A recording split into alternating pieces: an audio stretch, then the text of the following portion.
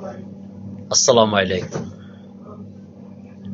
2024 5 আগস্টের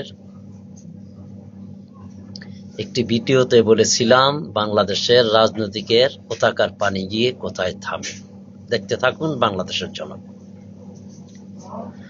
আমরা দেখেছি বাংলাদেশ বিএনপির চেয়ারপারসন বেগম খালেদা জিয়া, তিনি অসুস্থতা নিয়ে হসপিটালে আছেন। সারা বাংলাদেশের সর্বস্তরের জনগণ এবং বাংলাদেশের রাজনৈতিক দলের ব্যক্তিবর্গরা সবাই আল্লাহর কাছে প্রার্থনা করেছেন তিনি যেন সুস্থতা নিয়ে জনগণের মাঝে ফিরে আসেন। সুবহানাল্লাহ, তাআলা সবার দোয়া যেন কবুল করেন। এখন প্রশ্ন হচ্ছে, ম্যাডাম খালেদা জিয়ার একমাত্র সন্তান তারেক জিয়া রহমান সাহেব 5 আগস্টের পর থেকে এই পর্যন্ত 16 মাস তিনি দেশে আসেননি। দেশে আসার জন্য তার মন অকুল বেকুল হয়ে আছে। তার মাঝে তিনি বলেছেন তার নিজের ইচ্ছা থেকে চাইলে তিনি দেশে আসতে পারবেন না। সেটি নিয়েও বাংলাদেশের রাজনৈতিক মহল এখন অনেক আলোচনার ঝড় উঠেছে। বাংলাদেশের জনগণ, যেখানে শেখ হাসিনা সরকার পতন হয়েছে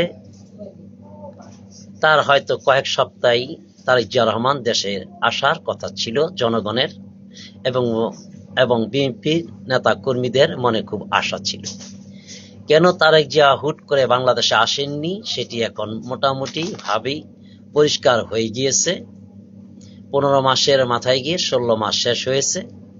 সেখানে তারেক জিয়া রহমান আজ জাতির সামনে যে কথা বলেছেন আজ আমরা সবাই পরিষ্কার হয়ে গিয়েছি। এর মাঝেও বাংলাদেশ জামাত ইসলামের একজন নেতা শিশির মনি সাহেব বলেছেন, আমার মার যদি এই অবস্থা হতো তাহলে আমি দেশে চলে আসতাম। এবং তারই কথা ধরেও এখন রাজনৈতিক মহলে প্রতিদিন আলোচনার ঝড় উঠেছে। এবং বাংলাদেশ ছাত্র শিবিরের আবেদ কায়েম ও যে কথা বলেছেন যেটিও বাংলাদেশের জনগণ গ্রহণ করেনি। বাংলাদেশ একটি ক্রান্তিময় সময় পার হচ্ছে। এখানে কে কোন কথা বলেছেন সবারই কথা মেপে এবং বলে বোঝার কথা প্রয়োজন আছে।